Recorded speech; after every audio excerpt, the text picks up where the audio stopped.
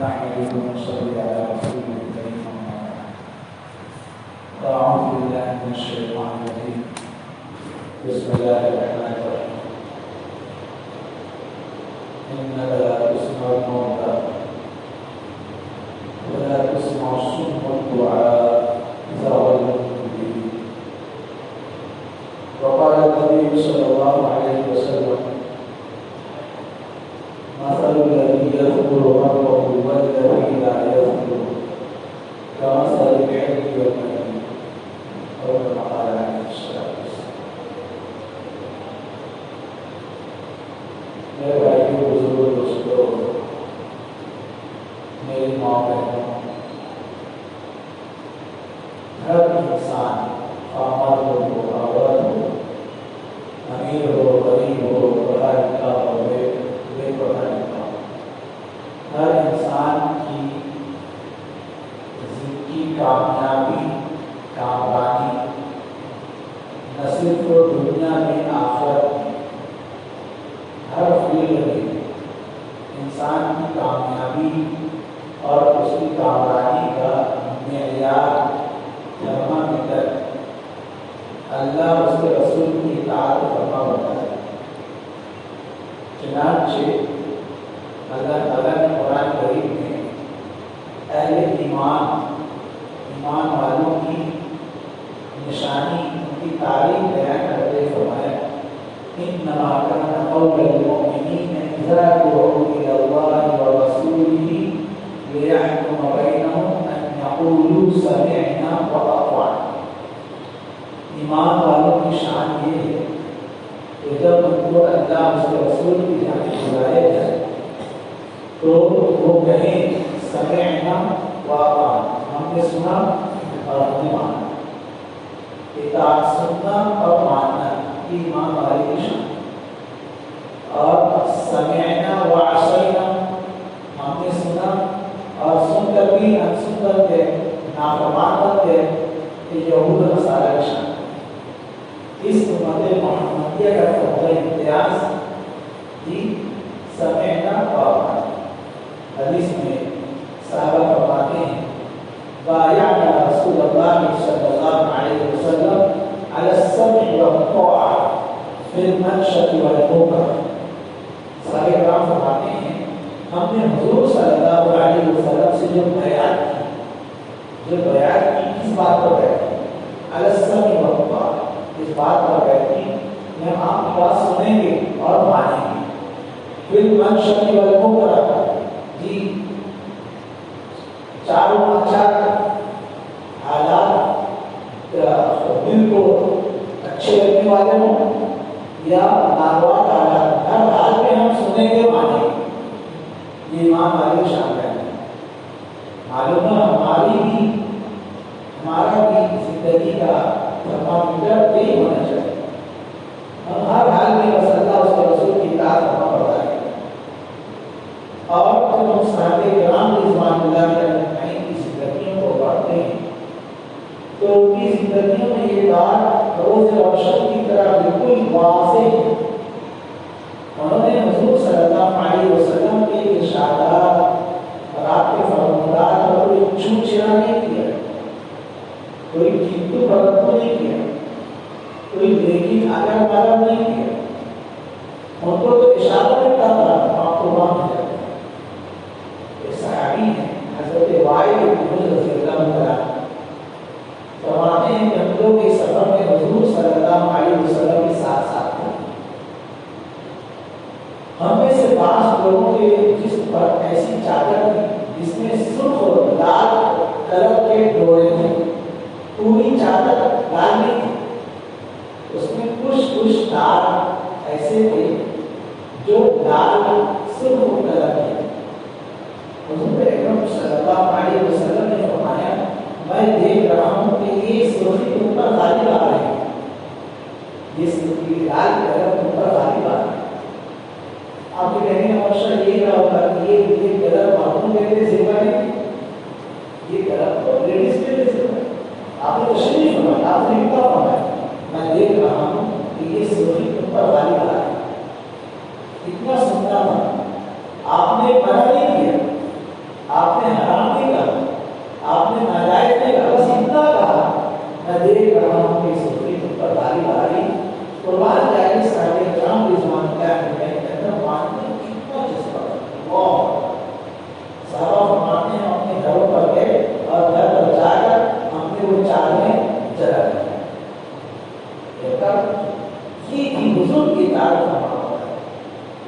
یہ صحابی ہیں حضرت خریم اسد رضی اللہ عنہ صحابی حضور صلی اللہ علیہ وسلم نے ان کی غیر حاضری میں اس کا کہتے ہیں پیٹھ پیچھے آپ ان کی غیر حاضری میں کہا تو خریم اسد بہت اچھا ہے اگر دو بات دو بات نہ ہو تو بہت اچھا ہے دو بات پر آپ نے فرمایا کہ بال بہت بڑے بڑے رکھتے ہیں بال بہت بڑے بڑے رکھتے ہیں اور دوسرا پاجامہ دھوتی ٹکنے سے نیچے رہے ہم نے تھوڑی دیر واسطے کام بولا کہ بال بڑے رکھنا جی سنت کی نیت سے اس کے تین درجے وفرا لما جھپا یہ تین نام آتے ہیں اس میں حضور صلی اللہ علیہ وسلم کے بال اگر کان کی بات ہوتے تھے جس کو زلفیں کہتے ہیں تو اس کو وفرا کہتے ہیں جس کو گردن تک ہوتے تھے اس کو لما کہتے ہیں اور گردن تک آ جاتے تھے تو اس کو جھپا کہتے ہیں وفرا لما جھپا یہ زلفوں کی تین قسمیں ہیں حدیث مذکور کے بارے میں وفرا لما جھپا سنت کی نیت سے اگر کوئی انسان اپنے بات کو بڑا کرے تو بس اس کی حد نہیں ہے وفرا لما جھپا اس سے زیادہ ہے تو حضور نے فرمایا ایک ان کی بات بڑھ کر اور فرمایا دوسرے ان کی لنگی جو ہے ٹانگوں سے نیچے ہے یہاں پر سب لنگی بنا کے تو لنگی ہو پاجامہ ہو پینٹ ہو تو جوتا ہوگا ہاں یہ نہیں کہ میں جوتا پہنا ہوں تو ٹانگوں سے نیچے مرد کے لیے ٹانگوں سے نیچے کپڑا پہننا ناجائز حرام ہے شارح بخاری جی حافظ ابن حجر اسقلانی رحمۃ اللہ علیہ نے کہ اگر کوئی مرد تکبر کے طور پر جسے گھمنڈ ہے تکبر اور گھمنڈ کے طور پر اپنا پائن پاجامہ ٹانگنے سے نیچے پہنتا ہے تو یہ مکروہ ہے تحریمی مکروہ ہے تحریمی ہے حرام ہے اگر تکبر گھمنڈ کی وجہ سے نہ بھی پہنے تکبر گھمنڈ نہ بھی ہو تب بھی اگر اس کا پائن پاجامہ ٹانگنے سے نیچے تب بھی مکروہ ہے تحریمی کیوں اسلام اور دوسرے لیڈیز سے لیڈیز کا عورتوں کے لیے ان کا شلوار ٹانگنے کا ٹانگنے سے نیچے ہم مردوں کے لیے ٹانگنے سے نیچے پاجامہ ہے حضور صلی اللہ علیہ وسلم نے حدیث میں فرمایا مشتاق عورتوں میں سے ایک شخص اس طرح جا رہا تھا کہ اس کی ازار اس کا کپڑا ٹانگنے سے نیچے ڈھونڈا پڑا اللہ کا کپڑا اس مسئلہ اللہ کے لیے اللہ تعالیٰ اس کی ادا پسند نہیں آئی اور اللہ تعالیٰ نے اس زمین میں دھسایا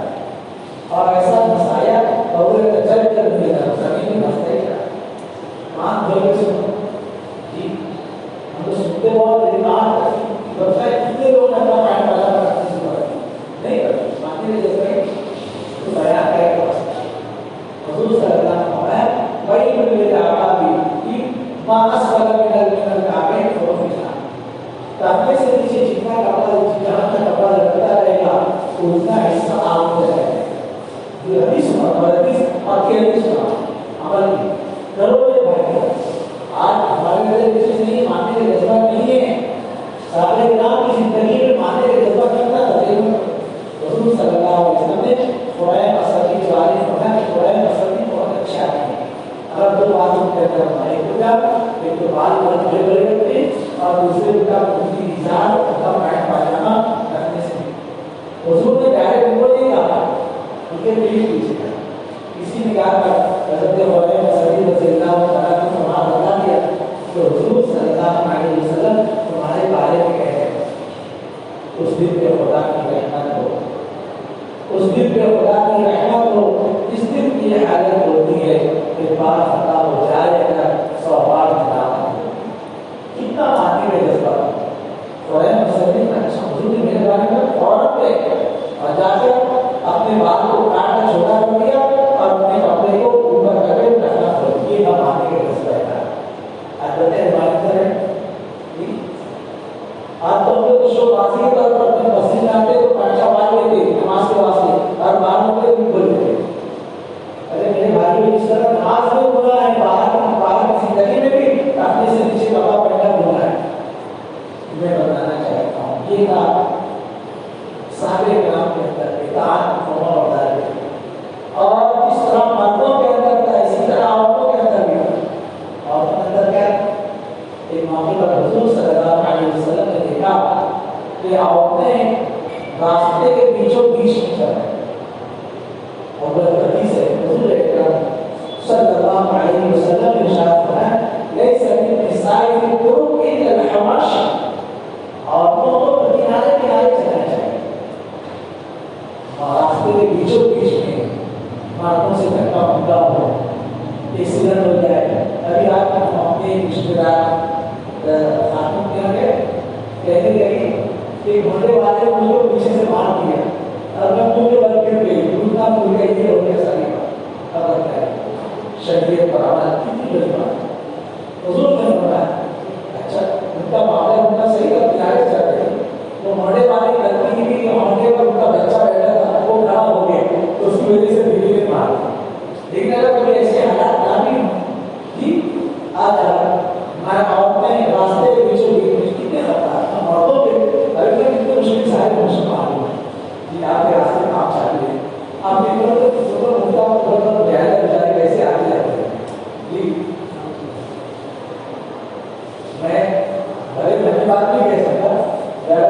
آپ کے کہانے بات کہہ رہے ہوں. جی حضور صلی اللہ علیہ وسلم کئی سبھی حصہ ہے دونوں کے اندر آواز عورتوں کے ایک کنارے کنارے چل رہے راستے کے بیچوں بیچ. حضور صلی اللہ علیہ وسلم نے کہا کہ کچھ عورتیں ہیں جو راستے کے بیچوں بیچ چل رہے. آج بھی ماں بہنوں کو بہت زیادہ احتیاط کی ضرورت ہے. جی میں مسجد میں ہوں, مجھے بولتے اچھا نہیں لگتا, آج لوگوں کی نیت اچھی ہے. دوستو کیا کچھ منیش ہے اس میں ڈالی نظر رہتا ہے. آج میری ماں بہنوں کے بات کہہ رہا ہوں, خاص طور پر جوان بہن بیٹیوں کو آج تربیت کا ہونے کی وجہ سے آج بھی کرتے ہیں. اللہ معاف کرے ہمارے معاشرے کے بہت سارے بچے لگاتے بدماش ہوتے نوجوان ہوتے جو جان بوجھ کے بیٹے کی پابند کرتے بجانوں کا نکاح. جی اس کے لیے حضور صلی اللہ علیہ وسلم نے ہماری ماں بہن بیٹیوں کی عزت کو بچانے کے لیے فرمایا لیس للنساء فی الطرق الا الحواش, عورتوں کو راستے کنارے کنارے چلنا, راستے بیچوں بیچ میں چلنا ہے. آج مردوں سے دھکا مکا ہو رہا حدیث ہے. چنانچہ حضور صلی اللہ علیہ وسلم نے کہا کچھ عورتیں ہیں جو راستے کے بیچوں بیچ میں چل رہے ہیں, اور راستے کے بیچوں بیچ چلنے کی وجہ سے ان کے کاندھے ان کے دوسروں سے دھکا مکا. حضور نے فرمایا پیچھے پیچھے آپ پھر آپ نے ہوگی رہ جائے لیک سارے پیسہ ہے تو فکر کرو. اب میں بتاؤں یہ بیان میری ماں بہن سنی, میری ماں بہن کتنا عمل کرے گی ہم لوگ فون پہ بتانا ہے. جی ورنہ میں صحابیات کی زندگی بتا, صحابیات کے درمیان میں رہتا ہوں. کیا ہے کتابوں میں کہ حضور صلی اللہ علیہ وسلم کے اس آخری فرمانے کے بعد صحابیات راستے کے پیچھے کنارے کنارے سے چلتی تھی کہ اس کی چادریں جو چھوٹے طور پر استعمال ہوتی تھی ان کی چادریں راستوں میں دیواروں پر جالیوں میں پھنس جاتی ہیں. یہ کیا تھا بولو اطاعت فرما برداری کا جذبہ. آگے تو یہ ہونا چاہیے. حیات سے ہستی میں عمل ہی سے سب کچھ, باتوں سے کوئی کام بنا ہے. تو کتنی بڑی کانفرنس لگو, کتنا بڑا دین سیمینار کر لو, لیکن زندگی میں عمل نہیں تو کیا حاصل ہے. حیات سے ہستی میں عمل ہی سے سب کچھ, باتوں سے کوئی کام بنا ہے. اب ایک آخری بات جو مجھے کہنا تھی, آج آپ کیا بات, کتنے بیانات, کتنی تقریریں, کتنے اجتماعات, کتنے درس قرآن, کتنے کانفرنس, کتنے سیمینار کم ہے. اس کے باوجود معاملہ کیا ہے, ناصحہ پر نصیحت دل میرا گھبرائے ہے, ناصحہ پر نصیحت دل میرا گھبرائے ہے, میں اسے سمجھوں دشمن جو مجھے سمجھائے. بچوں صاحبوں ہماری والد صاحب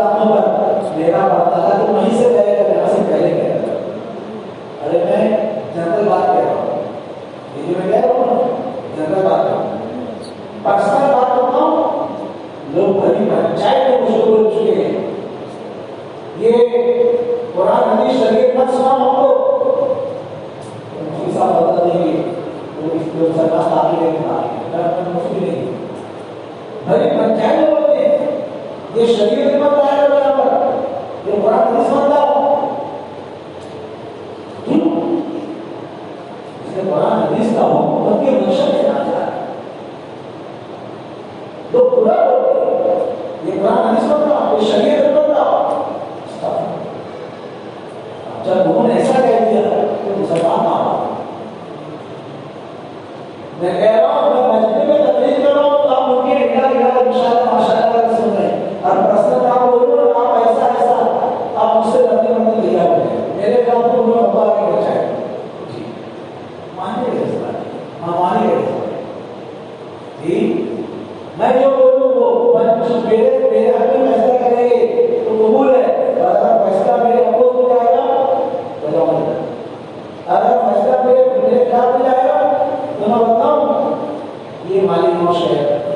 یہ محدود قسمت لوگوں کا شہر ہے جہاں پر اس شہر کے قاضی شریعت قاضی عبدالعال حضری صاحب کا اپنے بتاتے ہیں کیس کیا آپ کو معلوم ہے مجھے معلوم ہے کیوں کیس کیا معلوم انہوں نے وہ فیصلہ کیا جو سامنے والی پارٹی کو منظور نہیں تھا آگے شریعت کے مطابق لیکن چونکہ وہ فیصلہ ان کے من میں مطابق نہیں تھا تو قاضی صاحب پر کیس کیا گیا مجھ کو معلوم ہے قاضی صاحب پر تو کیس نہیں ہے شریعت پر قاضی اس کا نام تو جس میں نہ ہے اس پر تو نے کیس کیا شریعت پر کیس کیا اس پر تو نے کیس کیا قرآن حدیث پر کیس کیا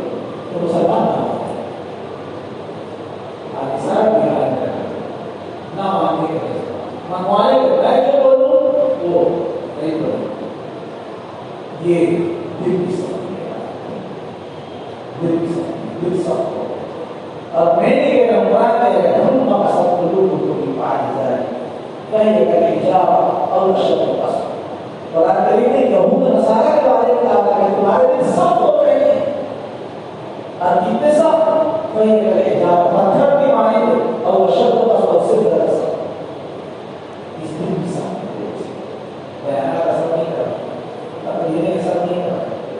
کسی کی میاں محبت محبت باقی نہیں رہی باپ کا ماں باپ کا دیکھنا باقی نہیں رہا اور نوجوان اللہ کہتی ہے